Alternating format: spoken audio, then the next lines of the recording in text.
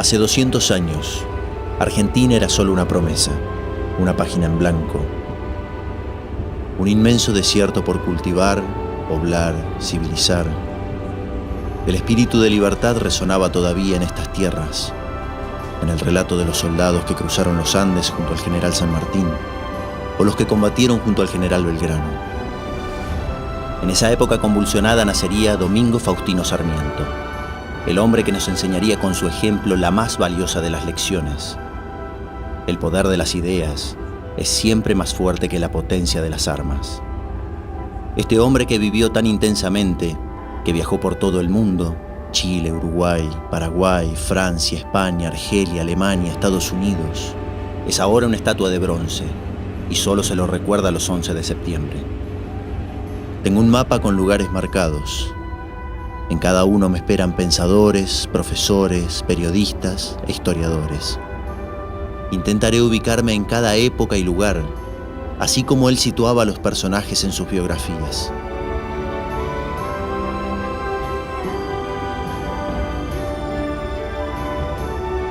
¿Quién fue realmente Sarmiento?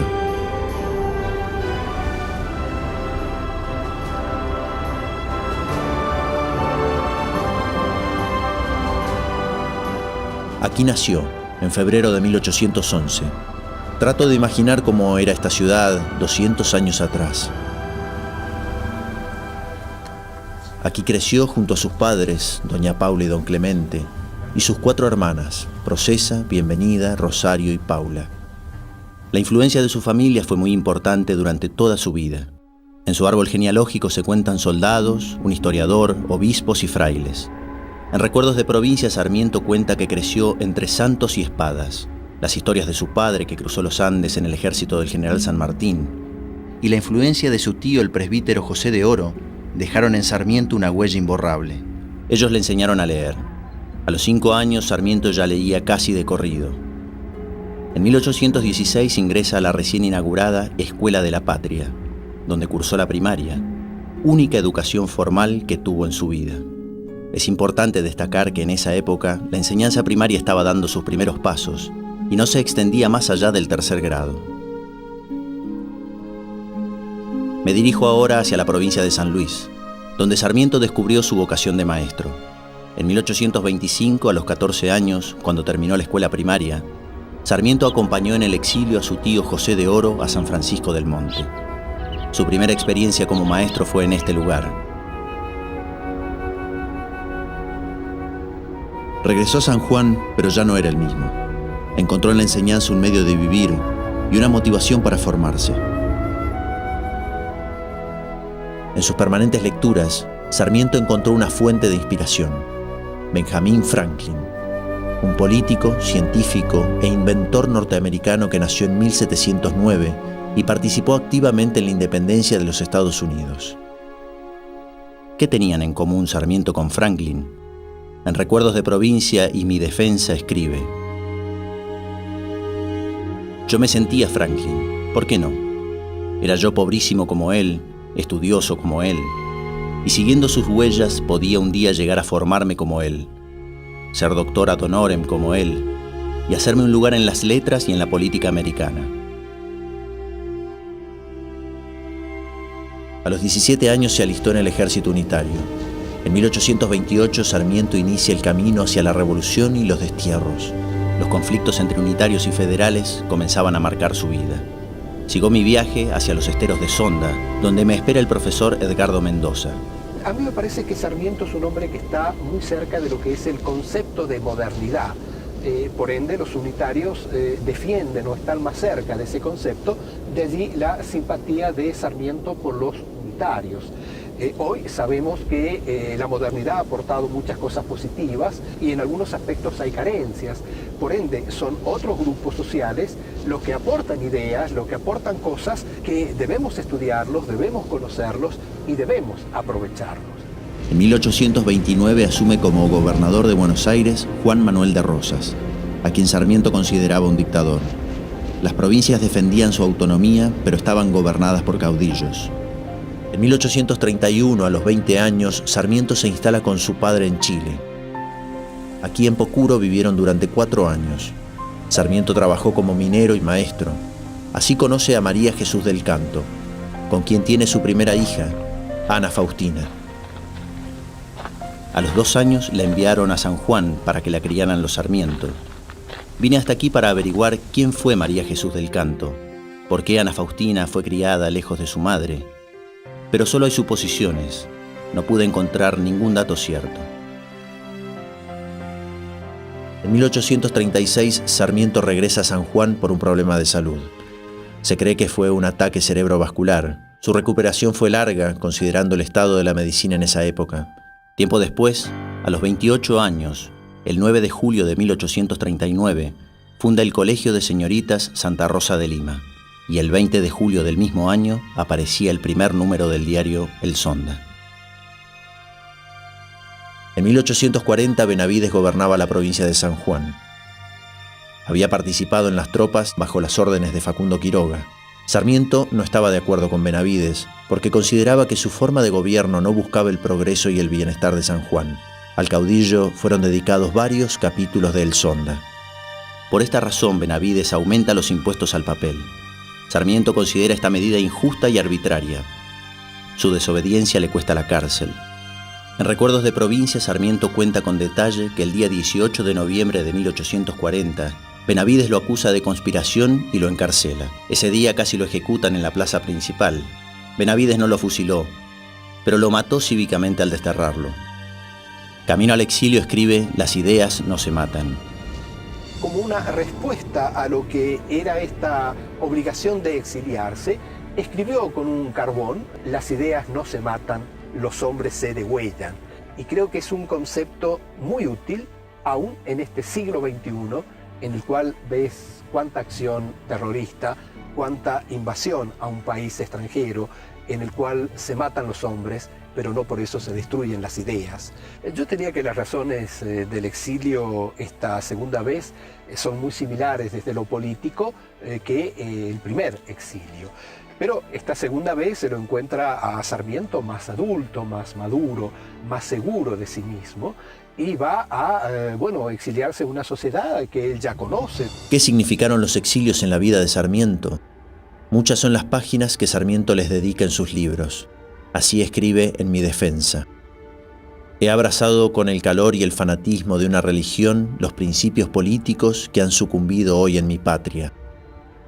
Todo lo he pospuesto: reposo, familia, cuidados de fortuna, todo.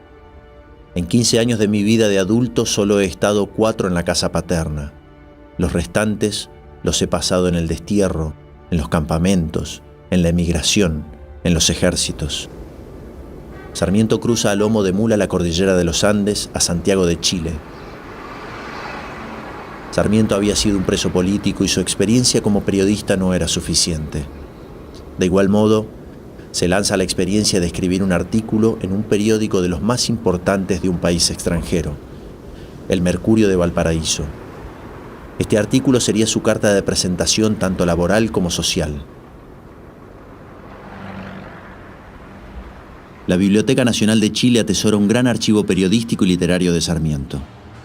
Ahí espero encontrar información sobre su vínculo con Manuel Montt.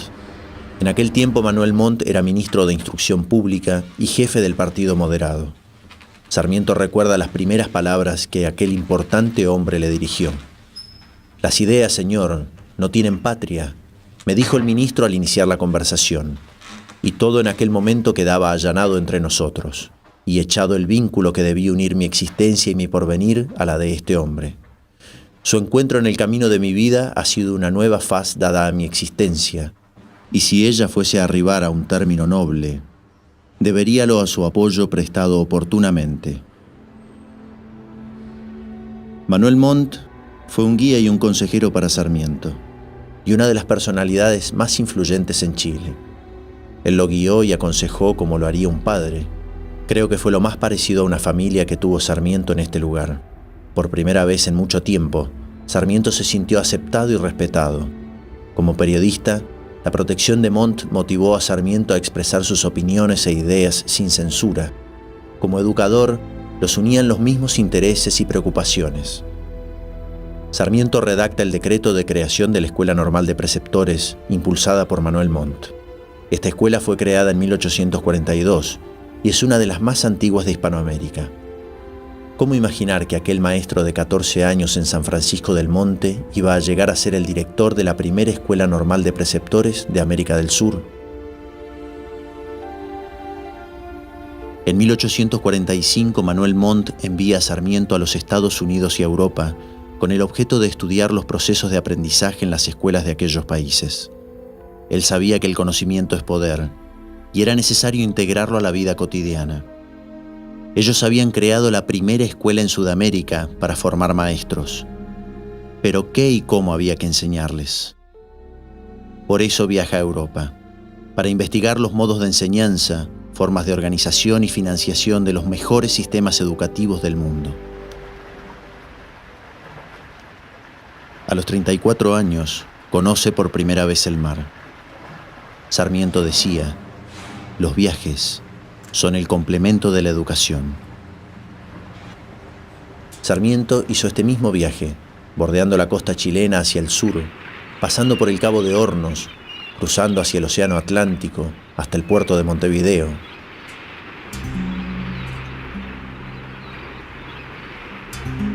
En este largo viaje escribió muchas cartas contando cada lugar, paisaje, pensamiento, anécdotas, como la de los náufragos de más afuera. Un día de extrema calma, el capitán les propone detenerse y explorar una isla que muchos suponían desierta y que Sarmiento nombra más afuera. Allí vivían 8 náufragos. Pasaron un día entero con ellos.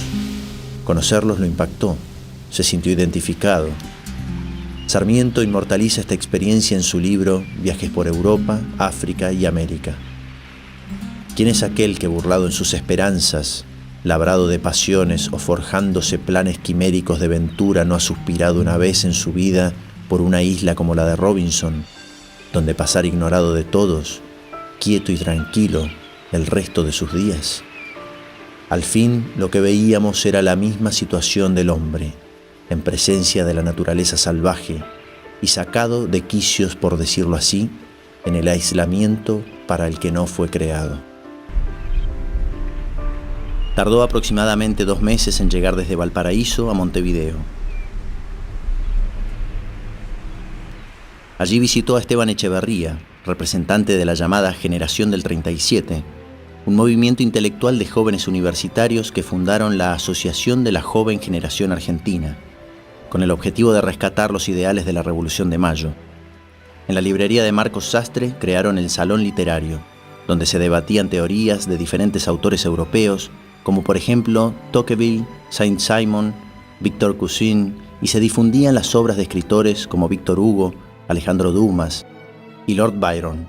Sarmiento perteneció a este movimiento junto a Juan Bautista Alberdi, José Mármol, Bartolomé Mitre, Miguel Cané, Vicente Fidel López, entre otros. Rosas clausuró el salón por su influencia e ideas, y los integrantes del grupo tuvieron que exiliarse a diferentes países. Desde Montevideo, Sarmiento se dirigió a Río de Janeiro, donde se embarcó hacia Europa. En el barco, Sarmiento leyó a Charles Fourier, un socialista utópico francés que basaba su teoría en 3 ejes: capital, trabajo y talento.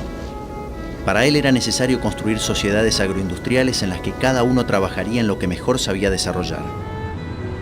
Las personas ganarían en función de su esfuerzo y naturalmente el talento sería recompensado. Aquí se veían las consecuencias de la revolución industrial. Todos los países de Europa las sufrían, pero Francia era la tierra de la libertad, de la Revolución Francesa, del iluminismo.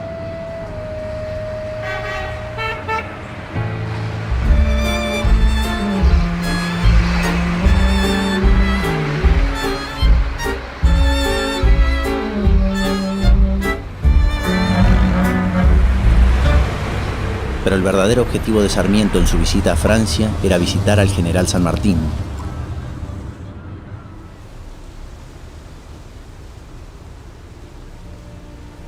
Este fue el lugar del encuentro: un Sarmiento de 35 años y un San Martín de 65, padre e hijo de la Revolución de Mayo.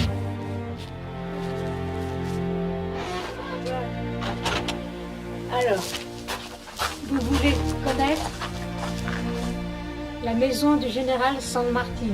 En su libro Viajes por Europa, África y América, Sarmiento inmortalizó ese histórico día. He pasado con él momentos sublimes que quedarán para siempre grabados en mi espíritu. Solos un día entero, lo he visto transfigurarse y desaparecer a mi vista el champagnat de Granburg y presentárseme el general joven, que asoma sobre las cúspides de los Andes, paseando sus miradas inquisitivas sobre el nuevo horizonte abierto a su gloria. Entonces, la reducida habitación en que estábamos se había dilatado, convirtiéndose en país, en nación. Sarmiento visita España para profundizar su conocimiento sobre el uso de la lengua y la literatura española. Una de sus principales inquietudes fue el legado de la influencia de la conquista española, sus costumbres, su idioma, su religión, la Inquisición. Lo que buscaba acá era entender de dónde veníamos, nuestras raíces. Para él, la identidad de un pueblo se construía con el relato de su historia. Por eso, elegía héroes populares como personajes de sus libros, para que la gente se identificara en los relatos. En el Facundo usa al caudillo para desarrollar su concepto de la barbarie. En la vida de San Martín, usa al prócer para contar el contexto de la liberación americana. Esa curiosidad lo lleva a Argelia, que desde hacía 17 años era una colonia francesa. Un conflicto permanente entre Oriente y Occidente, cristianismo e islamismo. Dos culturas completamente diferentes, unos peleando por conquistarla y otros por defenderla. Lo curioso es que esta lucha duraría hasta 1962. Sarmiento tuvo la oportunidad de pasar un día entero con una tribu nómade. Es aquí, en África, donde Sarmiento renueva sus fuerzas para lo que entendió sería el propósito de su vida: habitar el desierto, construir los cimientos de una nueva civilización.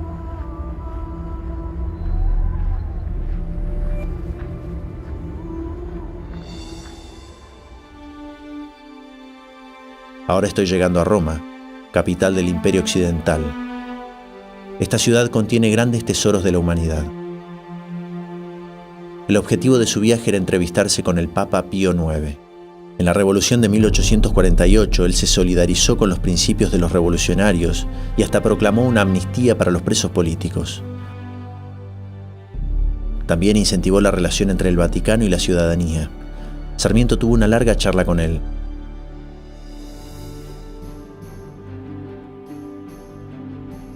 Un hombre como Sarmiento, que buscaba entenderlo todo, necesitaba conocer Roma, el Coliseo, el Vaticano, ver qué había quedado y sentir la energía de esos lugares que alguna vez habían sido la capital del mundo.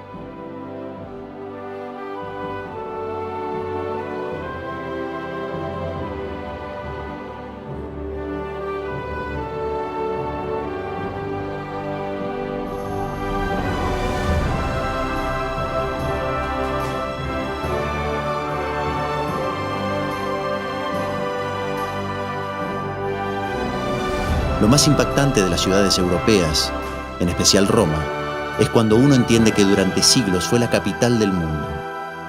Toda nuestra cultura desciende de esta gran ciudad. El arte y la ciencia que dieron origen a los grandes inventos de la humanidad. El derecho que es la base de los códigos civiles y las constituciones, e incluso las formas republicanas de gobierno. Roma fue fundada en el año 753 a.C. En el 519 nació la República, y en el año 27 a.C. se transformó en el imperio que conquistó 3 continentes.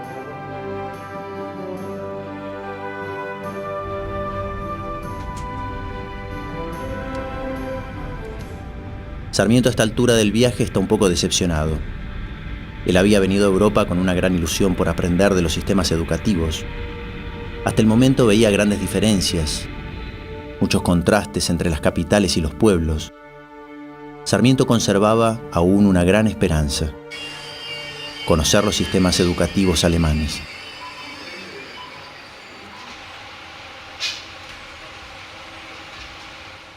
Estoy en Berlín, una de las últimas ciudades que recorrió Sarmiento en Europa. Llegó aquí después de estar en Suiza y en Múnich. Voy a entrevistar al doctor en filosofía y profesor de literatura hispanoamericana de la Universidad de Humboldt, Hans Otto Dill. La historia escrita por Voltaire, que ya no se limitaba a los acontecimientos políticos, Claro. ni a las batallas de los generales, que era más o menos la historiografía concebida normalmente. Él le interesaba a las cosas, no solamente a Voltaire de la economía, sino también sus mentalidades, cómo pensaba la gente, cómo adquirió sus saberes. Su obra sobre civilización y barbarie, sobre Facundo, es la primera gran historia de la cultura que se haya escrito. Me doy cuenta que en un sentido muy moderno tiene un concepto cultural y mediante la cultura quería desarrollar el país, y la cultura no solamente como enseñanza general, ella también, sino en toda la personalidad, la cultura de la personalidad humana que quería él al nivel más alto. Eso era el sueño de él. Sin eso no funciona. Cuando Sarmiento visitó estos países, se comenzaba a hablar sobre el derecho civil y sobre el derecho que tenían las mujeres dentro de esta sociedad. Hacía poco más de 50 años, en 1791, la francesa Olympe de Gouges escribía la Declaración de los Derechos de la Mujer y la Ciudadanía. En 1792, la inglesa Mary Wollstonecraft publicaba la Vindicación de los Derechos de la Mujer, dando inicio al movimiento feminista. Buscaban el derecho a trabajar, poder tener propiedades a su nombre y, claro, el derecho al voto. Para Sarmiento, la verdadera libertad tenía sus raíces en el progreso y la educación. Entonces, ¿cómo no compartir las ideas de estas dos mujeres? Sin duda que cuando había fundado el Colegio de Señoritas de América en 1839, lo había hecho interiorizado con sus ideas y conceptos.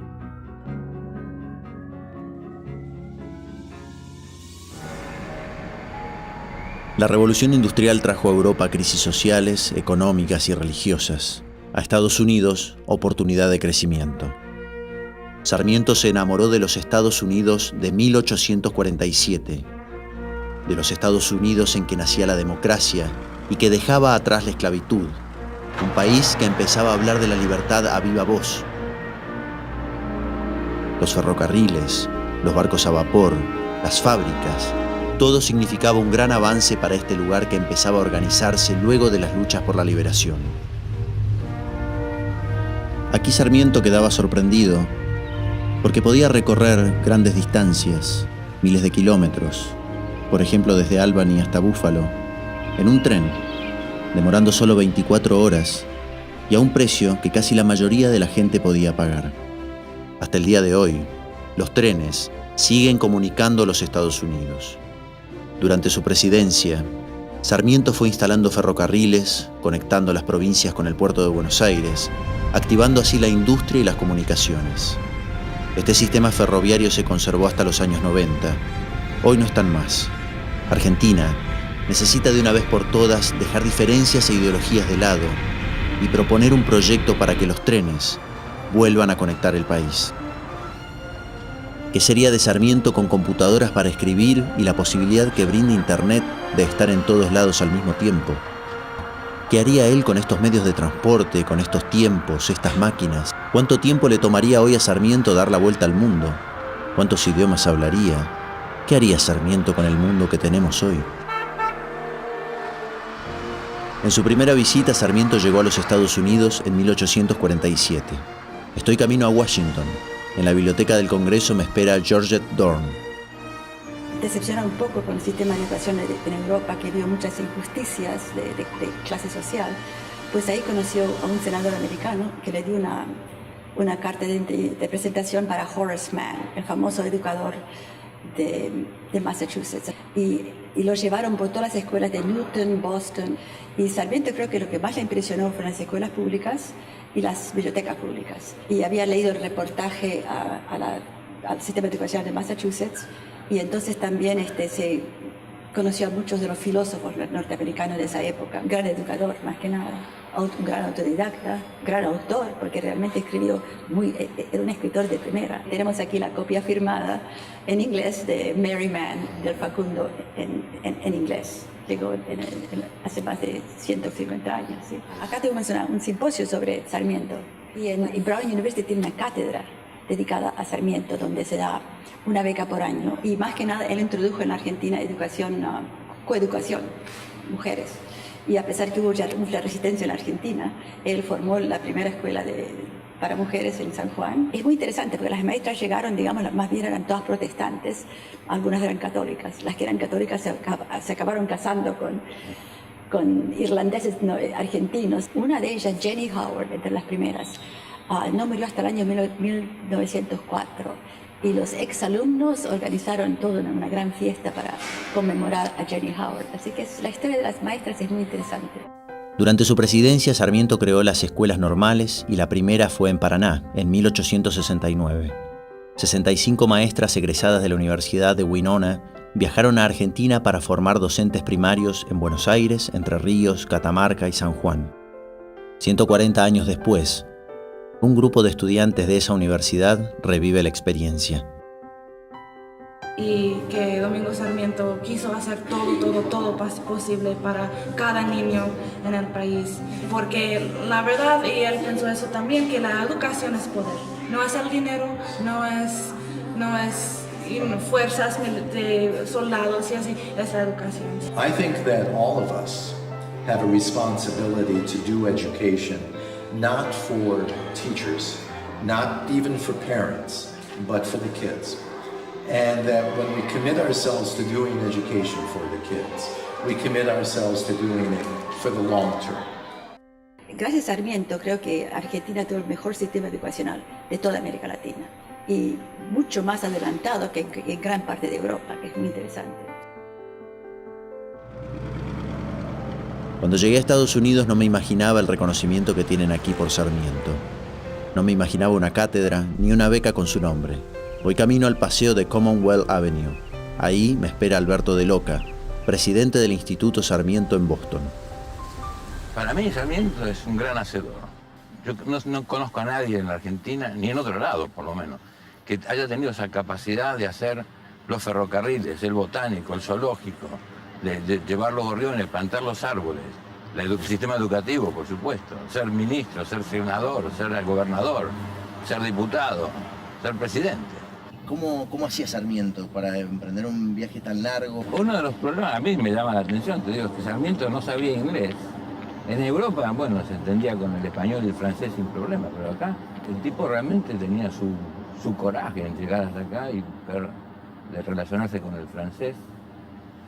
Con el dinero, bueno, me imagino que le pagaba el gobierno de Chile en el viaje ese. Aunque él, por lo que yo recuerdo haber leído, cuando está en Londres y decide venir para Estados Unidos a ver a Mann, ya estaba bien corto de dinero. En el primer viaje, creo que en 58 días que estuvo en Estados Unidos, recorrió 10 estados. Lo que sí tiene él un registro de los gastos completos. Gasté tanto en hotel, tanto en ropa, tanto en viaje. Era el único embajador realmente ambulante, que iba de un lado para otro, no estaba quieto en un lugar. Estuvo en Filadelfia, en Michigan, en Chicago. Ahora Alberto me va a mostrar la casa de Horace Mann y Mary Mann, o al menos donde estaba ubicada. Que acá encontró lo que realmente él quería, la coincidencia plena con los ideales de Mann, que le dan el impulso a él como para ir a implementarlo en Latinoamérica. El sistema educativo que Mann implementó en las escuelas de Massachusetts sirvió a Sarmiento de modelo para la Escuela Normal de Preceptores en Chile. Junto a Montt, Mann fue una de las inspiraciones y una guía para Sarmiento. They were both very intelligent men, and they were both intelligent enough to learn from other countries and their experience. So Sarmiento traveled extensively in the United States and saw places where our education system was working well, including Massachusetts, which really was a leader in the American context. Although it's also true that Horace Mann was learning from his contemporaries, and for example, he thought Prussia, in what is now Germany, had a very advanced education system, and he was learning from them. So they communicated, they wrote letters to each other, and when they could, they met in person to exchange ideas about the best systems of education going forward. And I think Mann is a bit older than Sarmiento, but I think Sarmiento got some good ideas from Horace Mann. Aquí concluye el primer viaje de Sarmiento a Estados Unidos. 20 años después, Sarmiento regresaría hablando y escribiendo perfectamente el idioma. En 1848 regresó a Chile con ideas claras de lo que quería. Retomó sus actividades de periodista. Al año siguiente publicó los libros de la educación popular y viajes por Europa, África y América. En 1849 Sarmiento se casa en Chile con Benita Pastoriza y adopta a su hijo Dominguito. En su vida las mujeres jugaron un papel fundamental.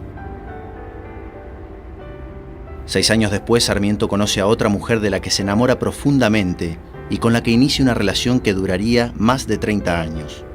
Aurelia Vélez Sarsfield, hija del redactor del Código Civil argentino, Dalmacio Vélez Sarsfield. En ella encontró una compañera con quien compartir sus ideas, proyectos y los momentos más cruciales de su vida.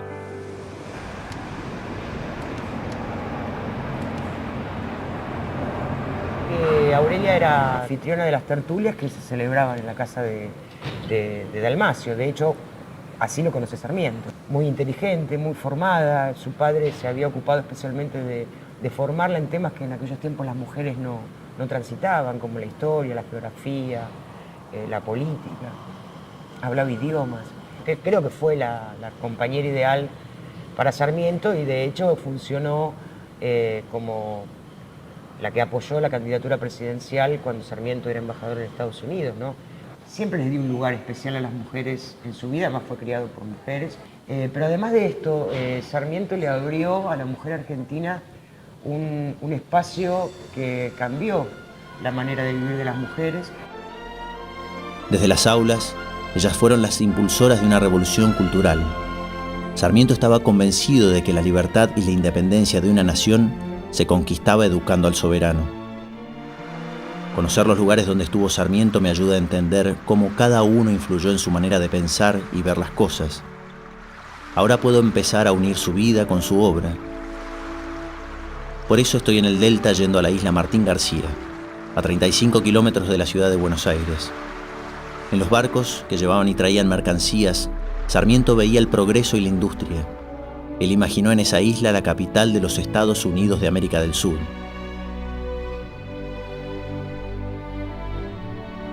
A sus 39 años, Sarmiento publica Argyrópolis. Este libro es el proyecto de país que él soñaba, porque tan importante como definir la identidad de un pueblo es proyectar una buena imagen hacia el resto del mundo. Releo Argyrópolis y la vigencia de las palabras de Sarmiento no dejan de sorprenderme.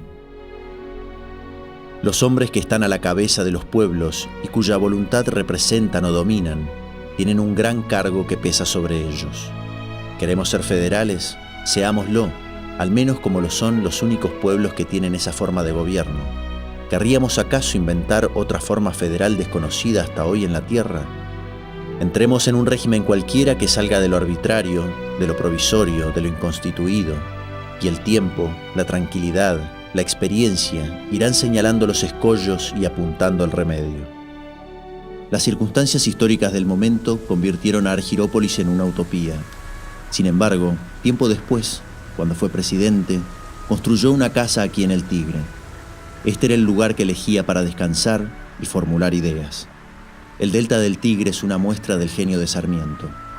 En este lugar plantó la primer vara de mimbre, dando inicio a la industria que continúa hasta hoy.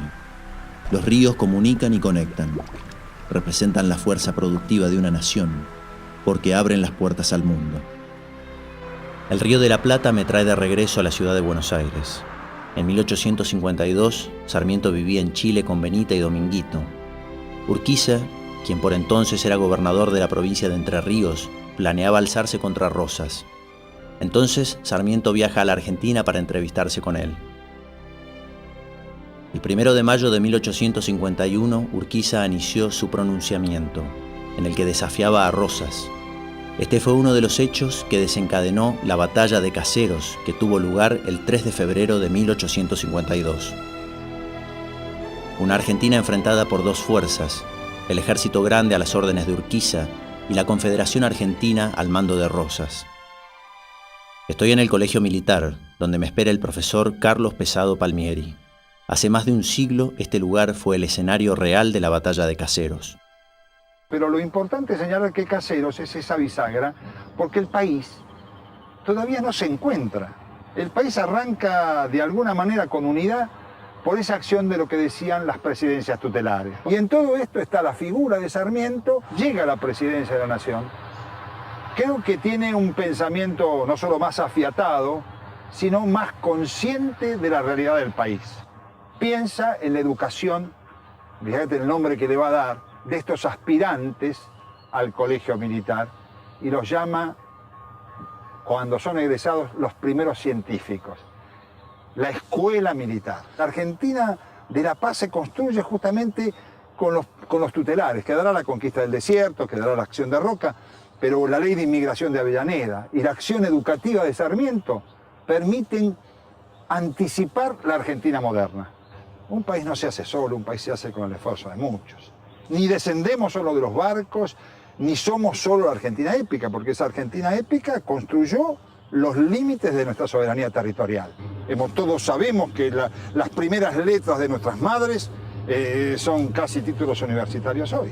Tal vez es una exageración, pero creo que Sarmiento diría con ese mismo énfasis y con esa misma capacidad de genio hispano que tenía, que se enojaba con todo el mundo y era antipático por lo general, nos diría esto: argentinos tienen una deuda enorme con la educación para que sus hijos y sus nietos sigan eligiendo este país como su país permanente. Lo dicen todos los políticos de todos los lugares. Fortalecer la capacidad de nuestros jóvenes en la educación. No se da conocimiento, sino vamos a desaparecer. Vamos a ser colonizados de otra manera. Vamos a ser colonizados por los que saben más.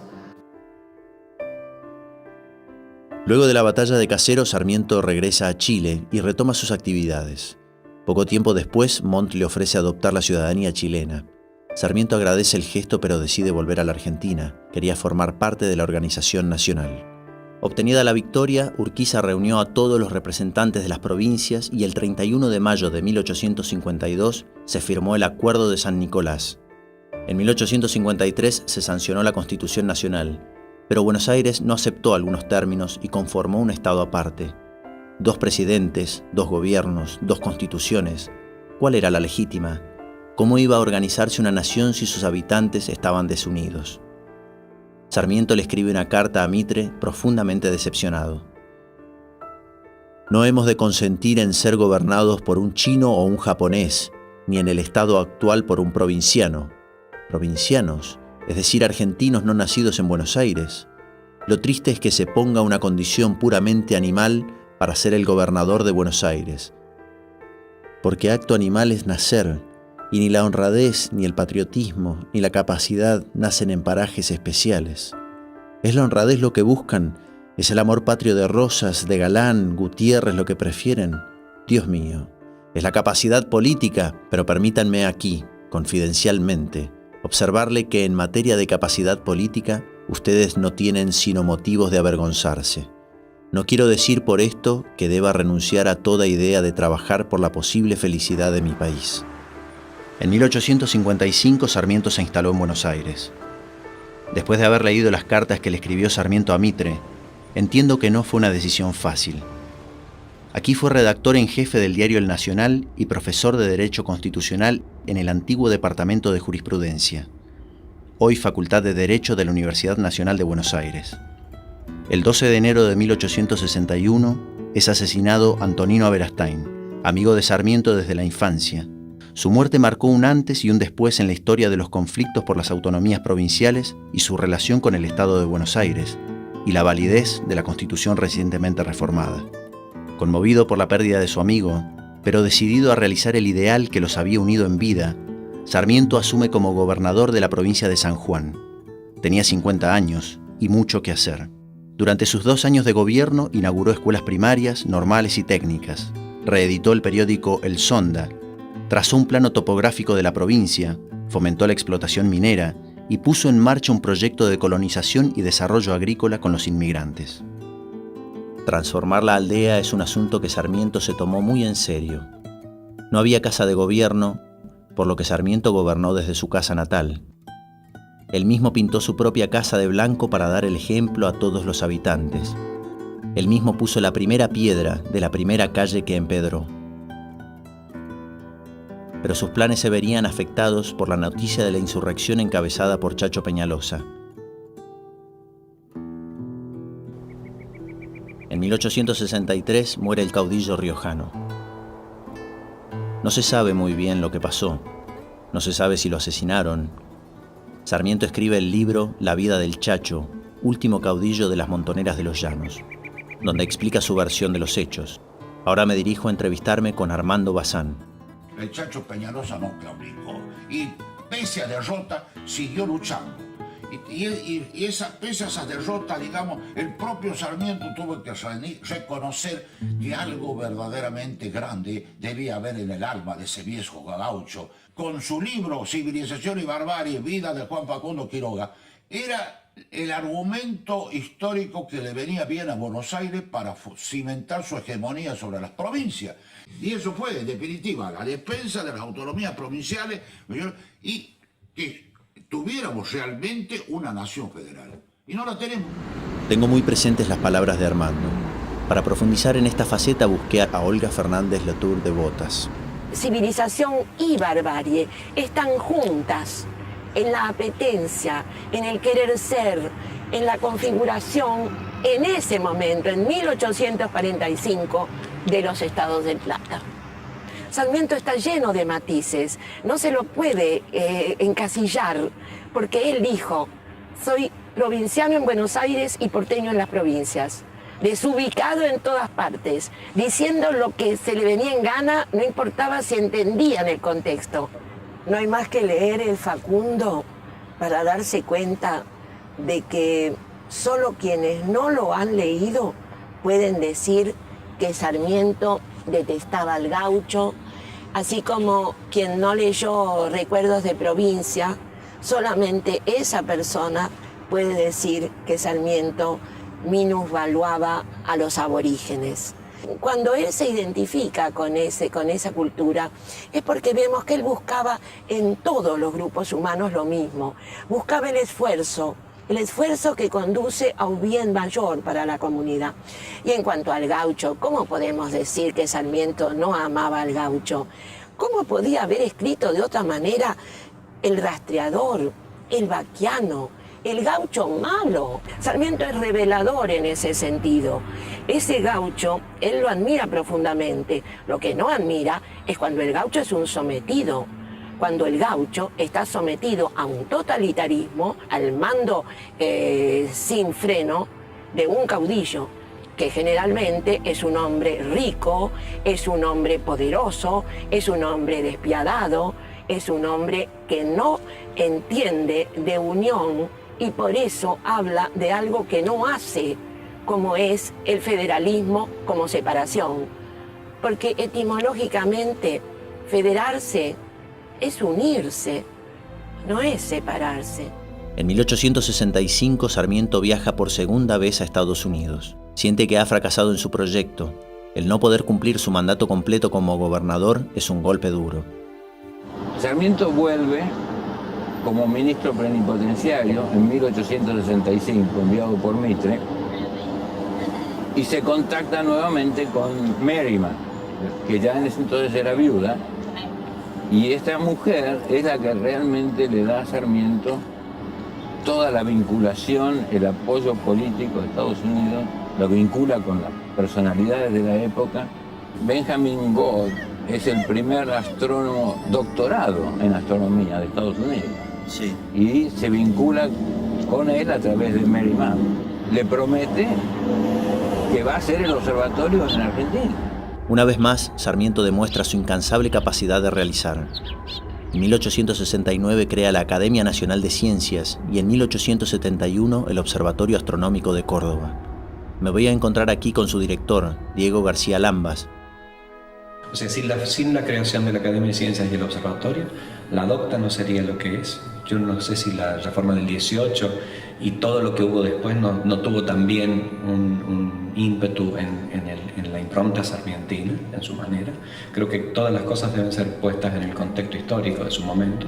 Y Sarmiento fue un gran revolucionario al implantar en la Córdoba de aquel entonces una Academia de Ciencias, nada más y nada menos que ahí en la manzana jesuítica.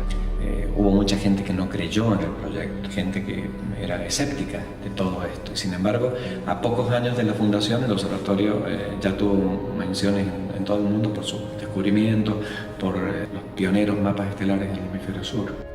En 1867, a los 56 años, Sarmiento recibe el título de doctor honoris causa en leyes en la Universidad de Michigan, fundada en 1817. Tiene que haber significado muchísimo porque una de las misiones más importantes de la Universidad de Michigan siempre ha sido la oportunidad para estudiar. Y nadie más o nadie mejor que Sarmiento, ¿verdad? Personifica el sueño de tener la verdadera diversidad en la educación. En 1868, Sarmiento regresa a la Argentina para asumir la presidencia de la Nación. Por primera vez, un provinciano en el sillón de Rivadavia. Durante sus 6 años de gobierno, Sarmiento se concentró en concretar el proyecto de país que había soñado. Como San Martín, Urquiza y otros próceres americanos, Sarmiento era masón. Incluso hay una estatua de Sarmiento en la entrada del Templo Masón en Buenos Aires. Allí me espera Ángel Clavero, gran maestre masón que me va a explicar qué es la masonería. La masonería defiende los valores de la libertad, la igualdad y la fraternidad. No es una religión, sino es un modo de filosofar. Lo que sí acepta hombres de cualquier religión que vengan y que ingresen, siempre que no sean ni dogmáticos ni fanáticos. Se distingue Sarmiento por su gran visión de ver que el desarrollo de los pueblos, el desarrollo de los países, solo podía venir a través de la educación de su pueblo. Aunque Sarmiento era cristiano, estudió en profundidad otras religiones y creencias, pero con los ojos de un hombre moderno. Sus años en San Juan fueron años religiosos, pero también al ir comenzando su camino, al ir yendo a otros lugares, va abriendo su mente a otros caminos y especialmente en la cuestión política había una confrontación muy fuerte. Parecía que eran todos enemigos y había que tomar partido. La masonería en ese momento estaba en casi todos los países de Europa, cada una con una modalidad. Esa masonería también fue algo que atrapó a Sarmiento. ¿Por qué? Porque también era una manera de uno poder relacionarse con otras personas que estaban buscando distintas cosas para traer progresos, entendidos como ellos lo entendían, a este país. Cuando él era embajador en Estados Unidos y lo nombran presidente de los argentinos, una de las cosas que dijo es que disipen las dudas que podrían tener por ser el miembro de la masonería, porque en ningún momento él iba a atacar a la Iglesia Católica. Y si realmente el masón estaba en contra de la Iglesia Católica, él a partir de ese momento iba a dejar de ser masón, porque la mayor parte de su pueblo era católico. Fue precisamente este espíritu moderno el que lo impulsó a Sarmiento a unir el pensamiento con la acción, la idea con la obra. Voy a reunirme con Eduardo Lázari, historiador, para conocer la vida pública de Sarmiento. Sarmiento es probablemente el personaje más genial que tuvo América en su historia y esa genialidad la trasladó a la acción pública y la trasladó a su gestión como hombre público. Hay que pensar que la Argentina venía de un proceso de casi 35 años de guerra civil, muy sangrienta, digamos, con diversos estados de intensidad, pero que no le había permitido a la Argentina constituir la nación. Sarmiento es quien con mayor claridad tiene su plan de gobierno en la cabeza. Es interesante ver su participación en el fomento del correo, el fomento del telégrafo, la creación de instituciones educativas, lo que hacía era fomentar el poder del Estado, es decir, un Estado fuerte para defender las libertades, algo que a veces se lo plantea como contradictorio, pero que es, digamos, la esencia del pensamiento liberal de Sarmiento. Durante su presidencia, Sarmiento tuvo que superar muchas dificultades. La rebelión de López Jordán en el litoral, la epidemia de fiebre amarilla en Buenos Aires, el asesinato de Urquiza y la prolongación de la Guerra del Paraguay. Pero tuvo siempre a su lado personas dispuestas a acompañarlo en todo momento. Sarmiento sabía apreciar la capacidad de las personas. Por eso no tuvo ningún prejuicio en nombrar a Nicolás Avellaneda, ferviente católico, al frente del ministerio más importante, el de Justicia, Culto e Instrucción Pública. Como el gran estadista que era, para implementar su plan de gobierno, Sarmiento necesitaba conocer la realidad del país. Una de sus primeras medidas como presidente fue realizar el primer censo nacional en 1869. Argentina estaba habitada por 1.800.000 personas y más de la mitad eran analfabetos. Entonces fomenta la inmigración europea para desarrollar la industria y la cultura. El país se encontraba aislado y necesitaba impulsar la comunicación. Gracias a que él estuvo en Estados Unidos y vio la instalación del cable interoceánico, vio cómo las noticias que se sucedían en Europa en un día llegaban ese mismo día a Estados Unidos. Conectó al país, instaló la telegrafía, la llevó a Rosario, a Córdoba, al norte, a Tucumán, a San Juan, a Mendoza, a San Luis. Entonces yo creo que la Argentina ha crecido y sigue creciendo. Es muy nuevita, frente a 500, 600 años de los países europeos o 300 de Estados Unidos. Nosotros tenemos solo 200 y recién empezamos. Como dijo Horacio, somos un país nuevo, y las raíces de lo que somos hoy las encontramos en el proyecto de Sarmiento. En sus 77 años de vida, Sarmiento hizo de todo. Fue educador, escritor, historiador, y ocupó importantes cargos públicos: concejal, gobernador, embajador, senador, presidente.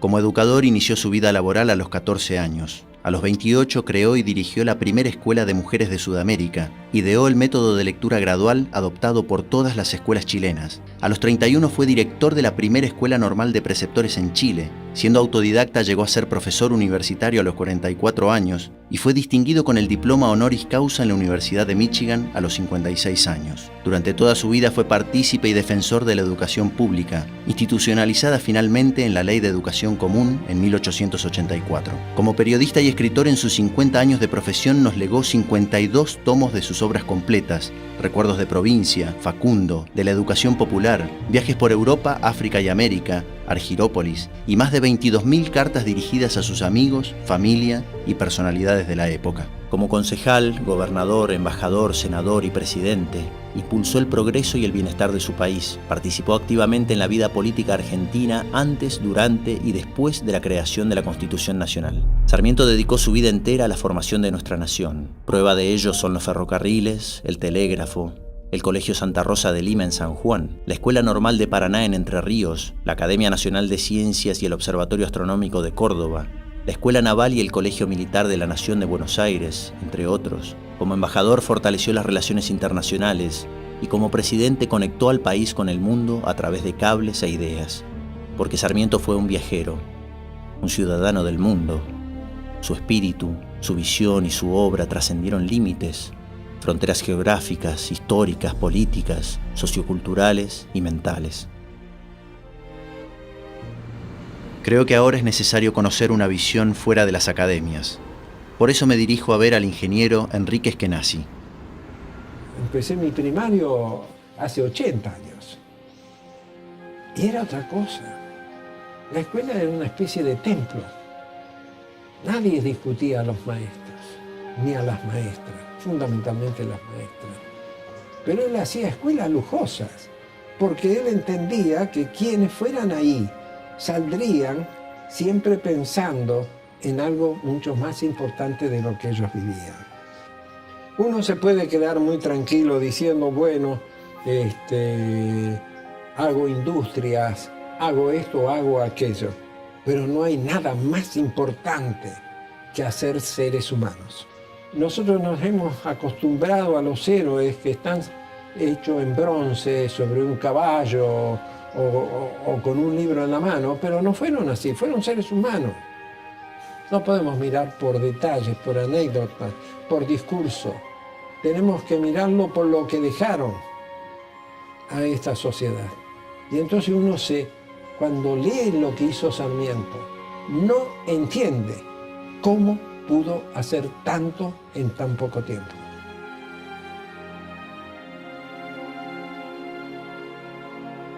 Después de esta experiencia vuelvo a mirar la Argentina que somos hoy. Veo casi 2 siglos de generaciones que crecieron en permanentes conflictos, unitarios y federales, autoritarismo y democracia. Veo un país joven que está despertando a la democracia y que tiene mucho que aprender todavía. Sarmiento escribió una historia, su historia, la de nuestros antepasados. Una historia que podemos elegir hoy cómo continuar. Una historia que asuma los errores del pasado. Una historia de la que podamos finalmente aprender. Una historia para sentirnos identificados. Una historia nueva. La nuestra. Merriman le dijo una vez, usted no es un hombre, usted es una nación, con todos los hombres adentro. Era un intérprete de su tiempo y entonces la libertad era una consigna de su vida. Él pensaba que el único elemento realmente liberador del ser humano es la educación. O sea, cuanto más grandes e importantes son las ideas, mucho mayor es la resistencia. Y eso es lo que yo creo que le ha pasado a los hombres libres como Sarmiento. Y Sarmiento ha quedado en el lugar de los reaccionarios, cuando en verdad fue un hombre muy progresista. Ha quedado en el lugar de los elitistas, cuando en verdad fue un hombre muy democrático. Y tuvo el mejor nombre que se le puede dar a un grande. Lo llamaban el Loco Sarmiento.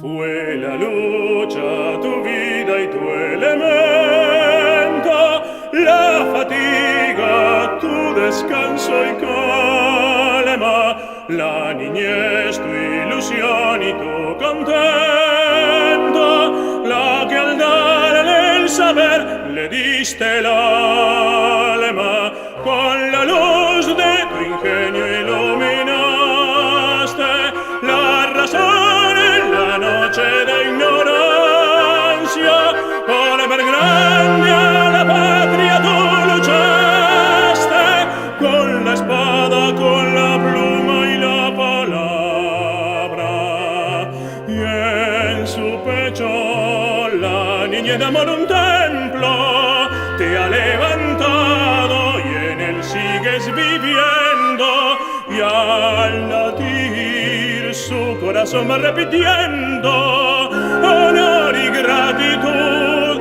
al gran Sarmiento, honor y gratitud,